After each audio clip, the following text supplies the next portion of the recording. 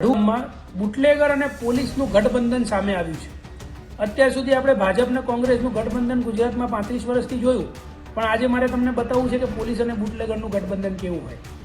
આજે સૌપ્રથમ તો તમે એક વિડીયો જુઓ, વિડીયો જોયા બાદ આપણે એ મુદ્દે વાત કરીએ। ગાબાભાઈ, અમે તમારું નામ નહીં દીધું, સમજી લો, બરાબર?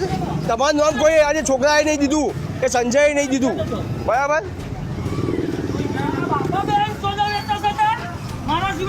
જો આ લાકડીઓ લઈને આવી ગયા છે, આમનું નામ કોઈનું દીધું નહીં, આપણે ખાલી આમ કીધું છે કે દારૂ વેચાય છે, અને આ લાકડીઓ લઈને જો આ માથા પર બુટલેગર, બરાબર? જો લાકડીઓ આજે ખેડા તાલુકાના રઢુ ગામમાં અરવિંદભાઈ સોલંકી નામના એક ભાઈ પોલીસ સ્ટેશનમાં અને મામલતદારમાં એવી જાણ કરે છે કે ગામમાં બસ સ્ટેન્ડની આજુબાજુમાં, સ્કૂલની આજુબાજુમાં અને ગામમાં ખુલ્લેઆમ વિદેશી દારૂ વેચાય છે। આજે પોલીસના લોકો પણ આમાં મળેલા હોય અમને લાગે છે। પોલીસ કર્મચારીઓની પણ ખાતાકીય તપાસ કરવામાં આવે એવું આ માણસ આટલી હિંમત કરીને પોલીસ સ્ટેશનમાં અને મામલતદાર કચેરીમાં જાણ કરે છે।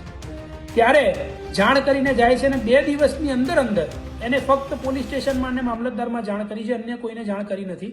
પણ 2 દિવસની અંદર બુટલેગરોને ખબર પડી જાય છે અને આ જ બુટલેગરો એમના પર હુમલો કરવા માટે પહોંચી જાય છે।